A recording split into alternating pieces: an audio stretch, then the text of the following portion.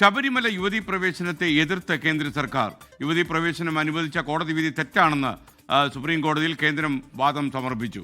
യുവതീ പ്രവേശനം അനുവദിച്ചാൽ ആരാധന സ്വഭാവം തന്നെ മാറും. വിശ്വാസ വിഷയങ്ങളിൽ കോടതികൾ ഇടപെടാൻ പാടില്ലെന്നും വാദമുണ്ട്. 246 പേജുള്ള വാദവുമായി കേന്ദ്രത്തിനായി സോളിസിറ്റർ ജനറൽ തുഷാർ മേത്ത സമർപ്പിച്ച ഈ വാദഗതികൾ PR അരവിന്ദ് വിശദാംശങ്ങൾ നൽകാൻ ഡൽഹിയിൽ നിന്ന് ചേരുകയാണ്. Aravind, good morning. അരവിന്ദ്, പറയൂ.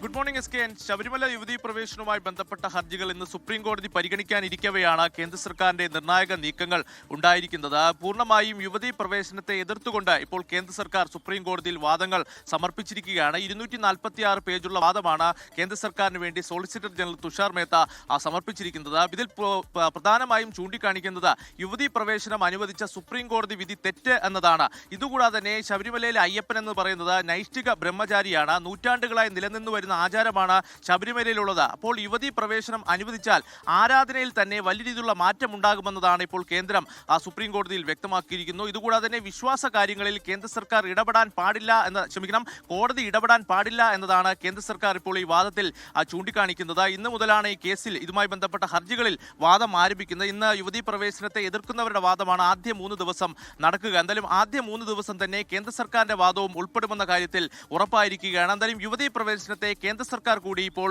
സുപ്രീം കോടതിയിൽ എതിർത്തിരിക്കുന്നു. തിരുവിതാംകൂർ ദേവസ്വം ബോർഡ് അടക്കമുള്ളവർ നേരത്തെ തന്നെ യുവതീ പ്രവേശനത്തെ എതിർത്തുന്നു. അതേസമയം ആദ്യഘട്ടത്തിൽ സംസ്ഥാന സർക്കാർ യുവതീ പ്രവേശനത്തെ എതിർക്കുകയാണെന്നോ അതുപോലെ തന്നെ പിന്തുണയ്ക്കുകയാണെന്നോ കാര്യത്തിൽ വ്യക്തത വന്നിട്ടില്ല. പക്ഷേ കഴിഞ്ഞ ദിവസം ഇതുമായി ബന്ധപ്പെട്ട ഒരു അപേക്ഷ സംസ്ഥാന സർക്കാർ നൽകിയിരുന്നു. യുവതീ പ്രവേശനത്തെ എതിർക്കുന്നവർക്കൊപ്പം തങ്ങളുടെ വാദങ്ങൾ കൂടി പറയുവാൻ അവസരം നൽകണമെന്നതായിരുന്നു സംസ്ഥാന സർക്കാർ നൽകിയ അപേക്ഷയിൽ ചൂണ്ടിക്കാണിച്ചിരിക്കുന്നത്. എന്തായാലും സുപ്രീം കോടതിയുടെ 9 അംഗ ഭരണഘടനാ ബെഞ്ച് ഇന്ന് വാദം ആരംഭിക്കുകയാണ്. ആദ്യ 3 ദിവസം യുവതീ പ്രവേശനത്തെ എതിർക്കുന്നവരെയും അതുപോലെ തന്നെ ഏപ്രിൽ 14 മുതൽ 16 വരെ യുവതീ പ്രവേശനത്തെ അനുകൂലിക്കുന്നവരുടെയും വാദമായിരിക്കും കേൾക്കുക. അതിനുശേഷമായിരിക്കും ഇതിലൊരു ഉത്തരവ് സുപ്രീം കോടതിയുടെ ഭാഗത്തുനിന്ന് ഉണ്ടാവുക.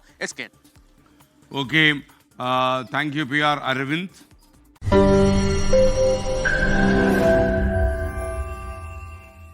ലോകത്തെവിടെയായാലും ഏത് സമയത്തും 24 വാർത്തകളും ഓഗ്മെന്റഡ് റിയാലിറ്റി പാക്കേജുകളും എക്സ്പ്ലെയിനറുകളും വിശദമായി കാണാൻ ഞങ്ങളുടെ YouTube ചാനൽ നിങ്ങൾക്ക് സബ്സ്ക്രൈബ് ചെയ്യാം.